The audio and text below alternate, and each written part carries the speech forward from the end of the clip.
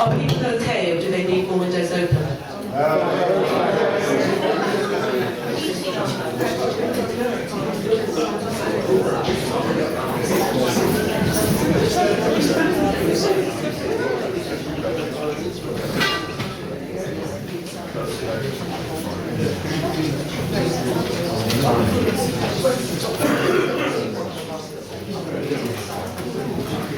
Okay, people, I think we're ready to start. Just one tiny housekeeping thing. On the very, very likely event of a fire alarm, it's not a drill, so people could go down to the back to committee room 3, and there's an exit from there. It's, of course, very, very unlikely to happen, but if that's the case. Okay. We have the public meeting, obviously, about to start. We'll ask Dr. who is the chair of the CSEC, to give some introductions. Thank you so much for coming.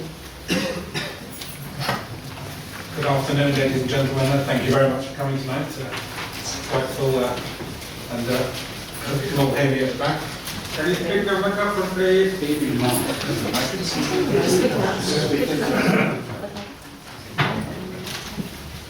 Is this better at all? Yeah. Just a brief outline of what the CSEC does. Barnet Community Safety Engagement Group is funded by the Mayor's Office for Policing and Crime, and it's a forum for liaison between the community and the police. The CSEC has a direct involvement of the Barnet Police, the local authority and other agencies. Our membership consists of over 100 local community groups, voluntary organisations, neighbourhood watch schemes, citizen panels, faith groups and other civic societies that have an interest in community safety and policing. All the forums are open to members of the public, and participating in the group and its activities give you the opportunity to meet the borough commander, senior police officers, local councillors, and discuss concerns and find out what's being done and come up with solutions. I'm going to introduce speakers with a slight adjustment to the agenda. Adrian, Usher, our Borough Commander, has another commitment, so he will be speaking first and taking several questions, and then we'll be following on with the rest of the agenda. Faye McGuinness, who is the Service Delivery Manager for Victim Support, is also a member of the CC Exec. He's going to be talking about services for victims. Councillor David Longstaff, the Cabinet Member for Community Safety and Resident Engagement, will be talking about the new controlled drinking zone that's been rolled out across the borough. And then there'll be a presentation on the new tasers being rolled out in the borough when they arrive. They're due to arrive about 8 o'clock.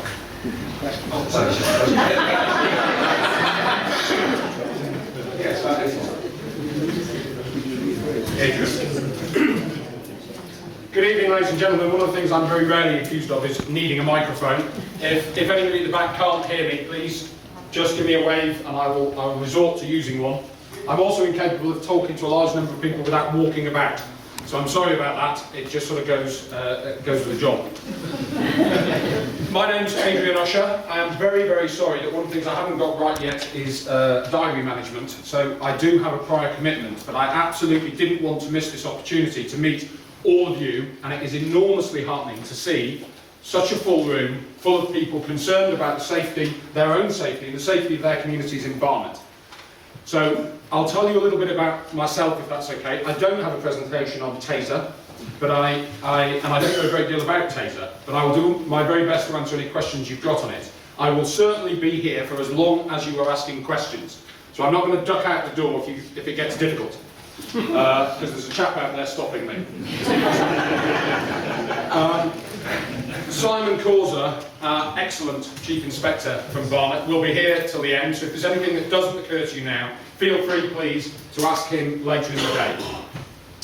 Okay, my name's Adrian Usher. I've been a police officer for 25 years.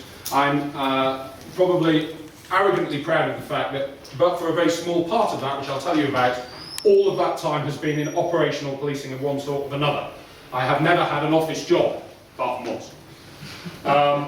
I started my career in Notting Hill, and I've worked in territorial policing for nearly all of my service. I have a CID background, trained detective from years ago, but I've dropped the word detective from my title because I don't believe that's my current job. I'm not doing much of clue finding as I used to. I have served on Pan London squads, drug squads, a couple of murder squads, and I worked for a number of years in the anti-corruption department. My most recent job before coming here, nearly, was as Islington's head of CID, the head of the crime wing. I'm proud to say that at Islington we managed over the 4 years I was there to reduce burglary and robbery year on year for 4 years. Now, in terms of managing expectation, the burglary bit in Barnet is a tough ask, but I believe that not only do I know what I'm doing with that the team around me, who are a first-class senior leadership team, I've worked on a number, and I'm really lucky that the one I've taken over absolutely knows their onions. They really know what they're doing. So Simon will know the answer to any question that I don't. I was taken away from Islington in the back end of August last year to write, and this is the non-operational bit, to write a report on the riots. The bit of the report that I was asked to look into was what happened after the death of Mark Duggan up until when the riots began. So what did Tottenham Police Station, what did Haringey Police, what did the local community and what did the MPS in general do to try and avert what turned into those terrible riots? I spent 3 months looking into that, and I don't believe there are many people who know any more about that subject than I do. I can take some questions on that, although I'm not encouraging it, because that hopefully does not directly affect Barnet. Having completed that in January, on publication of that report, in January I moved over to be the officer in charge of the security operation for the Olympic Torch. So I was lucky enough to go over to Athens and receive the flame from Princess Anne and come back with it, and with a team of 35 officers, travel the 8,000 miles around the United Kingdom, Great Britain, taking it to communities. And I learned an enormous amount about communities on that trip. It was difficult. I'm sure you all thought it was a great trip, and it was, but I can assure you it was very hard work too.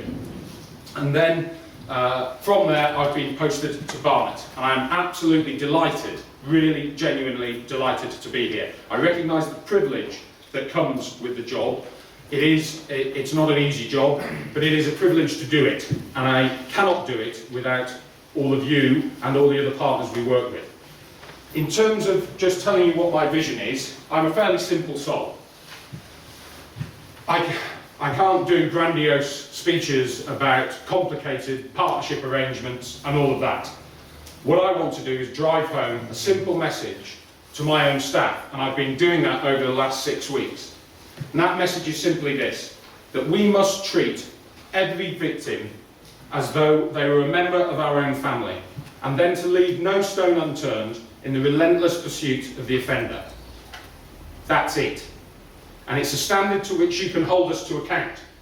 I very, very much hope that nobody in this room, or anybody in Barnet, is a victim. But if you are, you can expect my officers to treat you as though they're a member of their own family. And if they don't, then tell me about it, because I want to know. So, I have translated that, and Paul Simon is probably sick of hearing this. We've talked about it a lot over the last couple of weeks. We've translated that statement into 4 agendas, each headed by a Chief Inspector. Firstly, the person in charge of, Chief Inspector Andy Mariner, who is in charge of the immediate and soon responses, the front-line uniformed police that you see every day, or should see every day, is simply told to get there and get it right.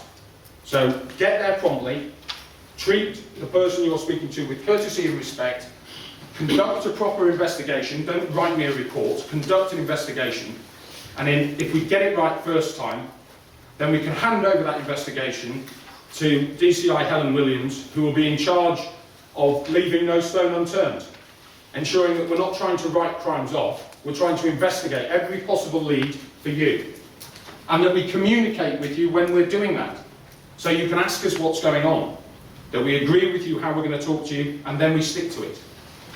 Simon is in charge of going nowhere twice. That's our neighbourhood policing piece. So repeat victims, repeat venues, problem areas, problem families.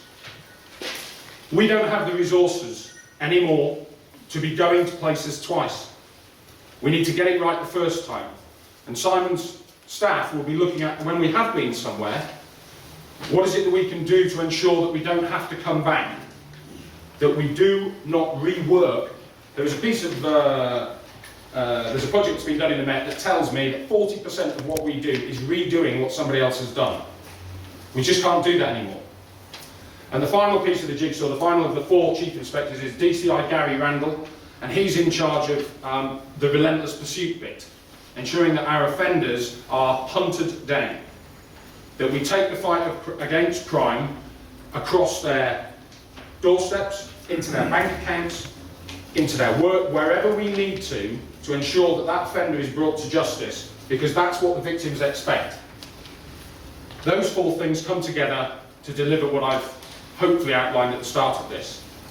We intend to treat you like our own family if you're unfortunate enough to become a victim, and then we will leave no stone unturned in that relentless pursuit.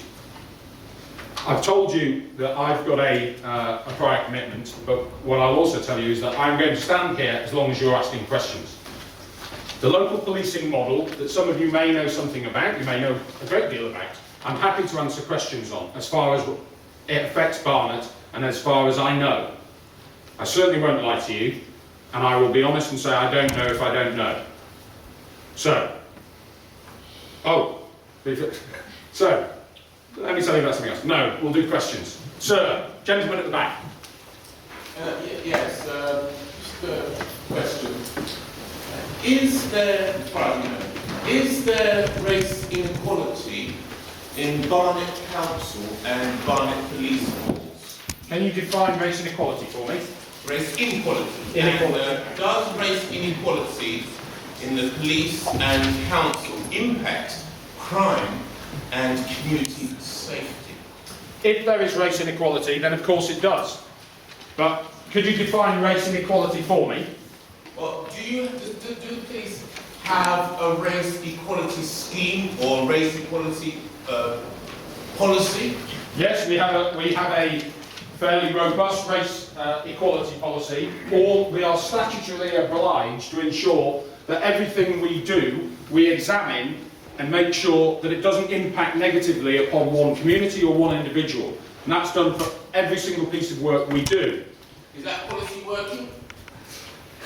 Well, I think you're more likely to be the judge of that than I am, aren't you? Yeah. Is it working? Don't you know about your policy? No, I'm saying, is it working?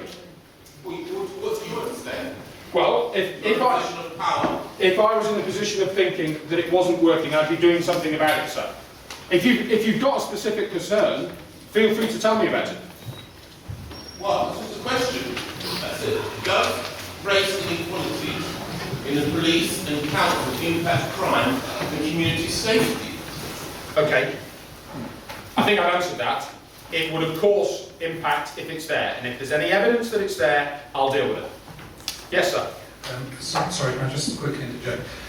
Is it possible to say who you are, where you're from, if you are from an organisation, before you ask your question? Thank you. Yes, sir. Sorry, in the green top. Gavin Little, I'm the chairman of the Barnet Crescent Association and Neighbourhood Watch. When I was away on business a week or so ago, there were a couple of drunk people in my road who were holding up the traffic, and one of them was peeing on my hedge apparently, and it took about half an hour for the local police to arrive when neighbours were calling them, and the attitude was very relaxed and lackadaisical, and wasn't the attitude which you've been impressively telling us is supposed to be the attitude. What can be done about this? Okay, any call that comes into the police is going to be graded. And as massively... Can you use the microphone, please? We can't hear anything. You can't hear me? No. Do you know that's the first? You, not you. Anybody ask me a question? Oh, the question, well, we can supply that. Sorry. Microphone. Okay, the question was, this gentleman has suffered some serious antisocial behaviour by some drunks. And his question was around, it took us half an hour to get to that, despite several calls. There's a bit of that I'll take responsibility for one thing, and that the attitude of the officers is absolutely wrong. If you're telling me that they were lackadaisical and not interested, then that's wrong. and I'm happy to take the specific details and speak to the officers concerned. There is a standard for everybody, for every officer, and it won't dip. But, go on, sir. Do I leave my... Housing. 1 second, sir. I'll just finish with Gavin. Can you hear me? Yeah. The reason it took half an hour is because I wasn't there. Had I been there, I would have phoned 999 and got something immediately done. But this is in Vivian Avenue, where there's an office for the police. And if you could possibly have a quiet, firm word with them, I'm sure that would change matters. I'm capable of firm words. I would say to you this though, sir, that 999 does not guarantee you an immediate response. The people taking that call will make an assessment as to how much risk there is to the public in that scenario, and they may grade it as a soon call, and if they do, then our target time is to be with you within an hour. So it might not get, like I say, half of that I can deal with. The attitude of the officers, definitely. How long it takes to get to you, there is a reality about policing a borough that is 34 square miles with 20 police officers, a lot of whom don't have cars.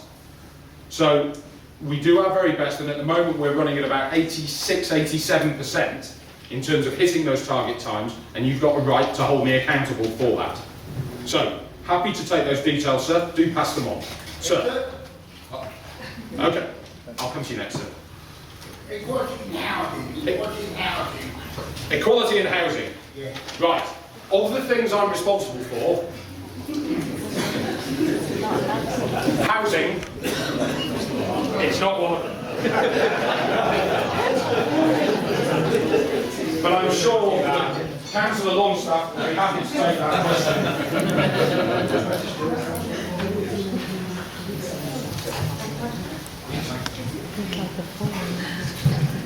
Hi, I know people have very specific issues that they might want to raise with the police, and I'm also aware of Mr. Usher's time. What I would suggest is, one of the things that Mr. Usher was here to do was to come and talk about some of the issues around the new neighbourhood policing model, which I know a lot of people are very anxious about and worry about how it affects them. So perhaps you could give a bit more of a specific detail about how it's going to affect Barnet. Yes. And Simon Usher,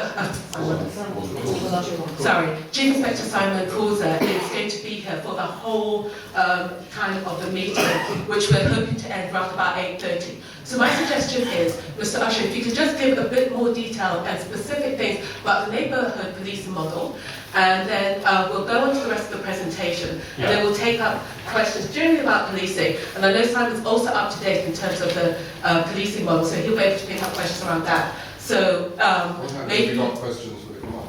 If you've got questions for the commander and it's about general policing issues, we can discuss them then. But if it's like specific things that have happened to you, or to something that has specifically affected you, then obviously that's something that Simon can pick up later. So I hope that's okay. So just general questions about policing, policing performance, what's happening across the borough, and the specific issues we'll make sure that we pick up at the end. Is that okay? Great, thank you so much. One of the things I'll make absolutely clear to you is that my email address is on my website, on the Barnet Police, Delusions of Grandeur, on the Barnet Police website, and the very last thing I say in the little bit I've written on the front of that is, tell me if it's not going right. So if you've got specific issues about things that have happened to you, you're not happy about them, write to me. Yes, and can you put your hand up if you're worried about a local policing model? Okay? Can you... Okay, so I'll ask you your question first and I'll come back to that. Thanks for putting it in. This is a general question about Barnet, given the new parameters of questioning. For the last, Mark Sinden from Hampstead Garden Suburb Board, for the last several years we have had included in our requirements cycling and breaking the law on cycling, which has been on pavements, shooting red lights, everything. Going around Barnet, I can see that it's not just us that are suffering from bicycle thugs who decide the law doesn't apply to them. I've had a great problem getting out of Colindale the facts and figures of how many FPNs have been issued in the last year, let alone the last 3 that I asked for. I would be surprised if it was double figures. Why not? Well, if what you're telling me is that one of your ward's priorities is cycling on the pavement, and that's an offence, Yep. and you are also telling me that your Safer Neighbourhoods team are not dealing with it in Hampstead Garden suburb, I will look at that. I've been looking, I've deliberately gone around, because I have to explain, we're doing a documentary of Adrian. Yes. And I've been looking around Barnet, and it's appalling. All over, it's not just the suburb. For the figures, if anyone's going to argue against it, in the last 5 years, looking at coroner's reports and the Met Police reports, 63% of cyclist deaths on the road have been own goals. Because they've gone down the inside of a truck, they've shot a red light, 63%. I'm not asking you to create a law, I'm asking you to vigorously enforce the law. Well, I will say, of course we will, and I will look at that specific issue, but I'll give the caveat that, realistically, I said at the start, I wasn't going to lie to you, there are literally thousands of miles of road in Barnet. There are hundreds of competing priorities. But if young people, and often it is young people, are dying, whether it's through their own fault or negligence of drivers, that's a really serious thing. Let me sit down with, and I know that Simon will be copiously holding me to account on this. Let me sit down with the Safer Neighbourhoods team from your ward, have that conversation, and then we'll come back to you.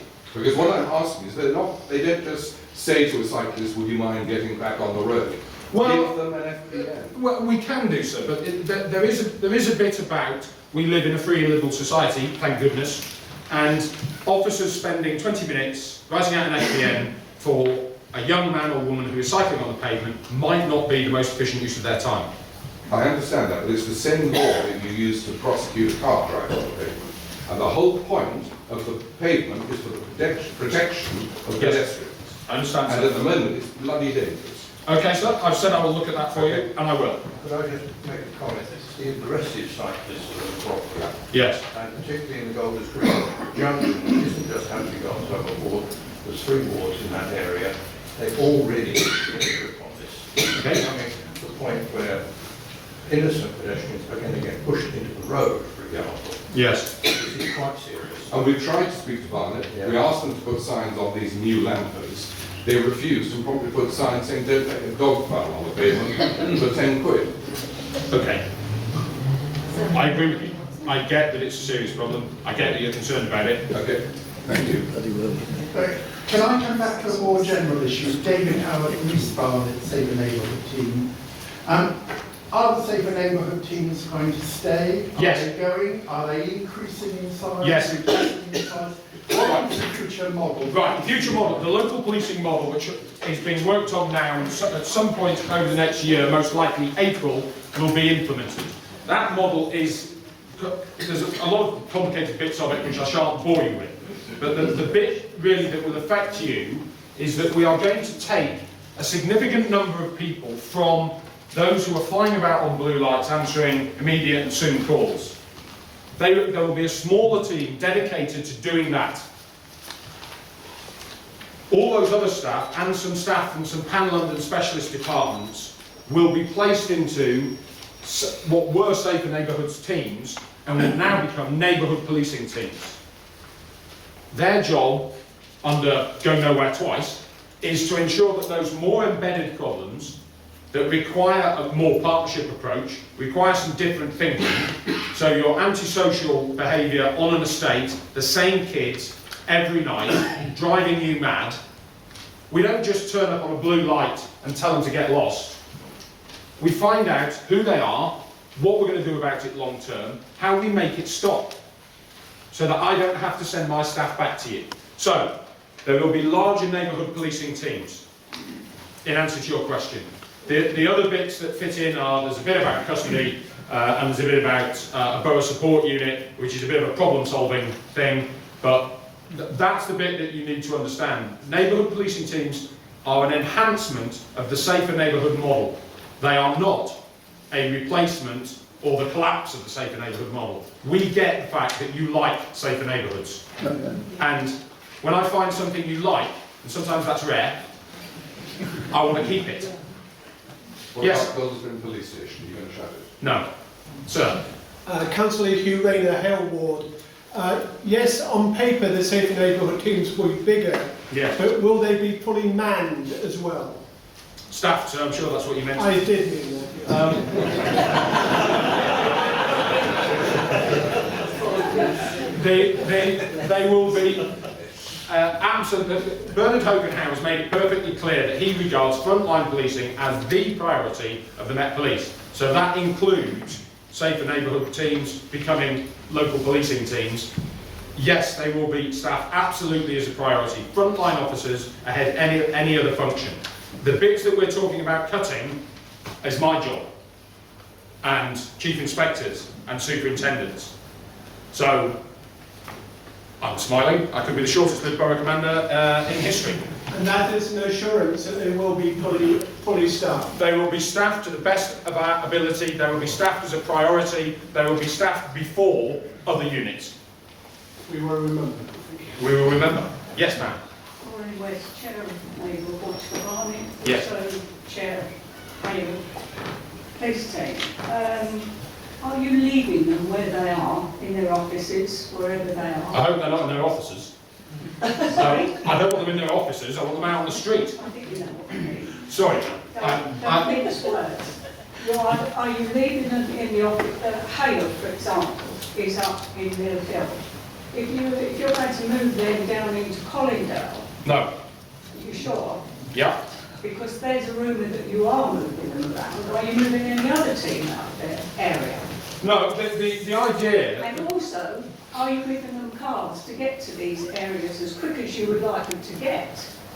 Cars are an issue, but They've always been an issue. Why is this? because they cost a great deal.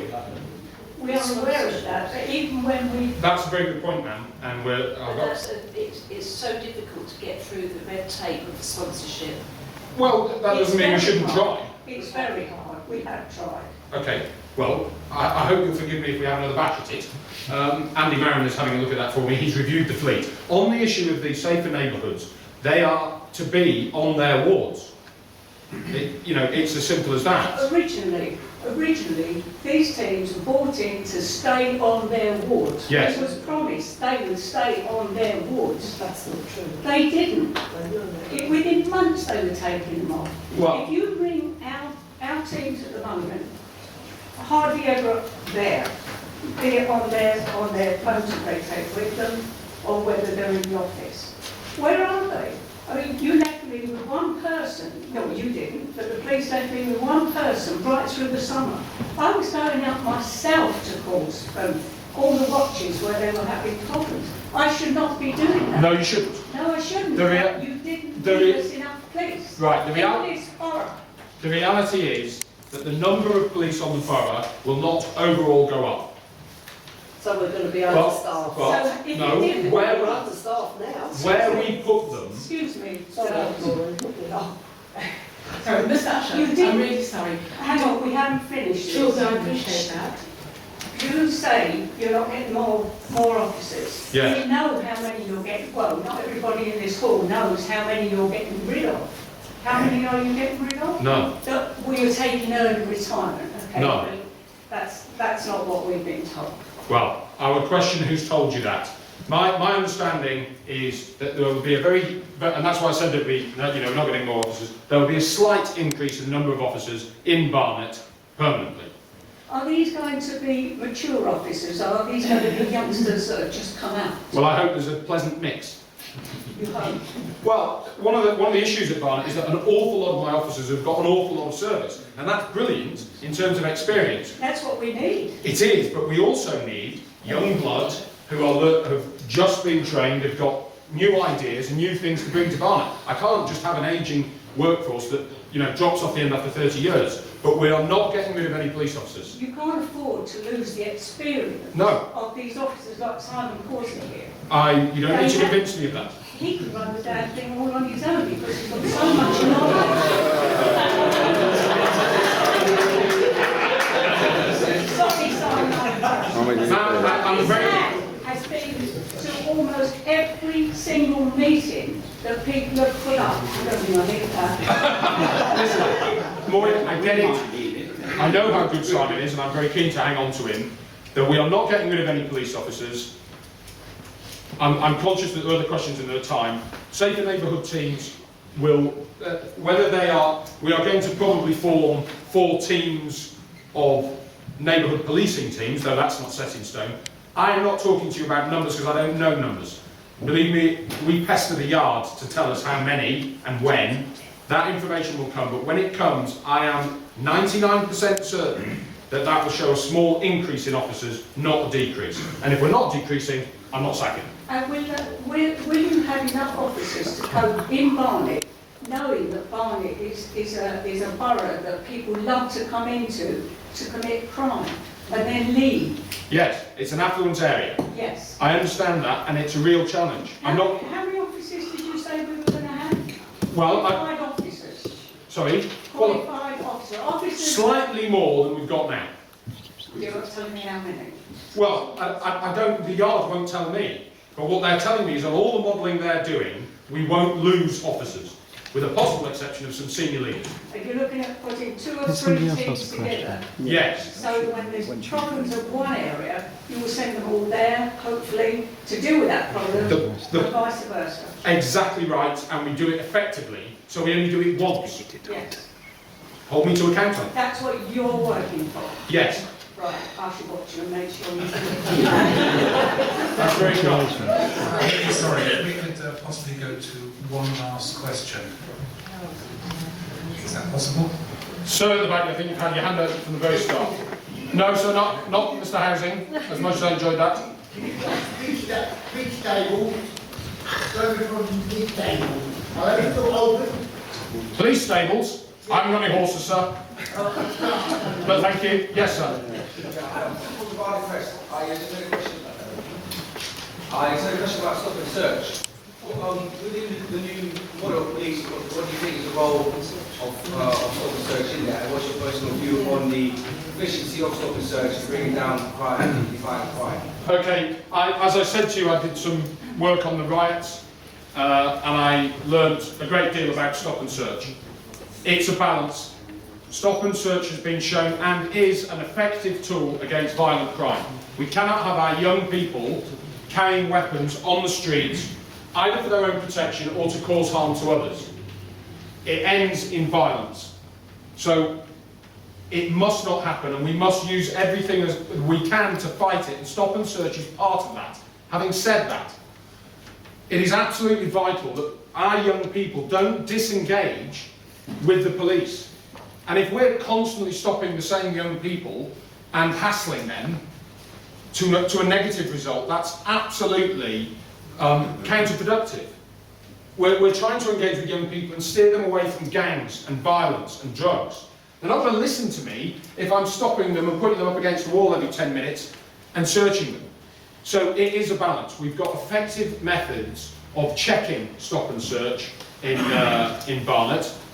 Those methods will be used to ensure that we're being fair, that we're not impacting disproportionately upon any one community, and that the positive results that we get are effectively communicated to you so you know why we're doing it. We're doing it because it is an effective tool. And street crime, which carrying weapons is, has such a devastating effect. We put 12,000 police officers on the streets after the riots. And robbery and violent crime on the streets went through the floor. Violent crime, stop and search archers, all of that stuff we use, has to be used effectively and intelligently and in a way that does not make our young people disengage from talking to their police. And you can hold me to that. I did ask for this to be the last question, but I've noticed several other people do have questions and have been waiting. So if we could have all the questions one after each other. I'll tell you what, I'll take all these 3 hands. I'll see if I can link the answer. Thank you. Mark. 101 is proving to be totally useless. Okay. And I've got incidents to prove it. Then give them to me and I'll investigate them for you. What now? They're quite simple. My daughter's street, she actually saw somebody fly tipping, went out with her phone, took his registration number, phoned it through to 101, they said we'll pass it on to Safer Neighbourhood team. Safer Neighbourhood team. Well, do you know what, we could do that ourselves. Okay. It may be safer neighbourhoods is the right response to that, but Well, this was happening. what response were you expecting? I was expecting to send somebody down. It's an offence to fly to. It absolutely is, and it's one that I particularly hate. But they didn't send anybody, and they also did not inform Safer Neighbourhood. Well, that's wrong. If they said they were going to, and they didn't. Dan Reid, and he hadn't been told. Okay. My incident was 2 young people, aged 13, 14, practically having sex on the green outside my house. I then phoned through to 101, and they said they would log the call. Again, I got on to John Hugo, who's my sergeant. He hadn't been told about it. Having spoken to Adrian Needley, apparently, unless they were actually having sex or exposing parts of their body, it's not an offence anyway. No, but it's antisocial behaviour. It's antisocial behaviour. And I go to meeting after meeting, and I'm going to another meeting, which I hope is slightly calmer than this. 101 is just a call centre, which needs to be disbanded. Okay, no, it needs to be put right. Well, man by policeman would be better. Staff. We can leave messages on the voicemail of our teams. We don't need 101 to take Got messages. it? Okay, ma'am. My name's Carol Levina. I'm chair of the Richmond estate, which is a private estate. We've had a lot of problems. Yep. We have called police. We've had 3 burglaries in the houses. There are blocks of flats, and people, the same people, seems to be, are going in and stealing from the mailboxes. Police have come, the police have been phoned, it's still happening. Nobody's checking. Okay, so out of interest, and this is checking if I've got my point across, which of my 4 departments are going to have a look at that? I don't know. Well, if we're coming to you twice, then there's a mistake. Yeah. Because we should have come the first time, we should have done an investigation that meant we've done everything we possibly can to identify who the offender is, and then we go around and get them, so they're not doing it to you anymore. Well, apparently That they're doesn't now hiding in the building. End of story. It's become a daily. It's a daily affair. Please pass on to Simon what that address is, Okay. and we will absolutely definitely do something about it. If that's happening daily, it's easy for us. Yeah. You know, crime, difficult crime is harder. It's happening every day. I'll go down there and do it. Or will they keep them away? I don't know, how scary do you think I am? Sir. Yeah. From before 25 years ago in this room, in Police Community Liaison Committee meetings, yes, I've been asking why there's no comparison of the clear-up rates between the 43 forces in the country. People from Sue Acres, Mr. Kavanagh, and even Detective Inspector Terrington have been more or less fobbing me off, saying each force decides its own cluster of crime definitions, criminal definitions, to an extent. I noticed that 6 forces have adopted so-called common sense priorities, so there's no general code of priority. I've also asked about grants to senior officers, absenteeism rates, number of officers with criminal convictions, deaths in custody, early retirements, costs on repairs of equipment, and litigation, current and pending. I haven't had a full reply on this.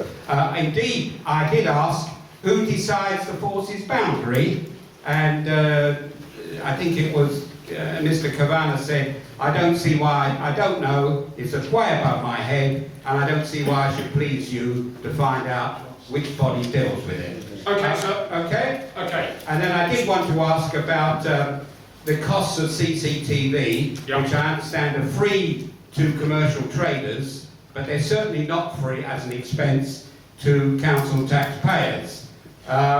Okay, so and finally, from the magazine The Job, which I sometimes see in the local library, I noticed that Newham, for the purposes of inner London bonus for civilian auxiliary staff, doesn't appear in inner London. I wonder why that is so. Anyway, okay, I'll so leave it to you. very, very quickly then. I'll stop supplying the library with a job for a start. I don't know why Newham doesn't qualify as an inner London borough. One of the things we're doing with civil police staff is ensuring that actually they are moved to outer boroughs because it makes it cheaper to employ them. There's no sense them being in the yard when the function that they're performing can be performed anywhere. That's one. Number two was, it is my understanding, I don't know why you've been fobbed off on this, and by the way, Steve Cavan has been promoted twice, so if he was above his head before, it should be promoted right now. Drop in a line. It is my understanding that there are nationally comparable statistics for every crime type and clear-ups. Send me the list of stuff you want to know. Yeah. I will supply it, certainly for London, and I'll supply what we're compared against nationally. It is something we argued with our Assistant Commissioner about, because the definition of, it's all very technical and it's annoying, because I get compared against Manchester and Liverpool, who have a different definition of what a burglary is. I'm very proud of the fact that I would rather lose than cheat. So if you say to me it's a burglary, it's a burglary. You're not going to spend 20 minutes on the phone with me going, but you know, how do you know? Were you there? Could it be criminal damage? We ask the right questions ethically, and then we record it as what it is. I'm not making comments about what other forces are doing. What I'm saying to you is that the playing field needs to be level. I agree with you on that. But there are nationally comparable statistics on, I know because Mr. Byrne, who is the Assistant Commissioner for Territorial Policing, hits me over the head with them once a month at Crime Fighters and tells me I'm not as good as Manchester, Liverpool or a variety of other places. If I've misunderstood your question, communicate it to me by email. I'll look at the I don't use the email because I don't want Big Brother watching me. Right, okay. Can I write to you? Write to me. Let's do it snail mail, the old-fashioned way. I think I might have escaped the second point in that, which I can't. What's your second point? Well, I did point out the boundaries. They are decided by law, which is exactly what under the Crime Prevention and Disorder Act, we are bound by law to act with our partners at Barnet Council, and therefore our boundaries are Barnet boundaries. Not that long ago, the Met Police lost parts of its area which were in Essex and Hertfordshire. That's because of that law. Right. You just said this evening that Barnet has 34 square miles. Please don't tell me I'm wrong. All right, yes, you're right. But the City of London, which has 1.2 square miles, has its own police force. Differently funded. You're right. And it's not run by an elected body, unlike the Met Police Authority. Quite right. It is not. Well, I know I've reached the end when we're heckling ourselves.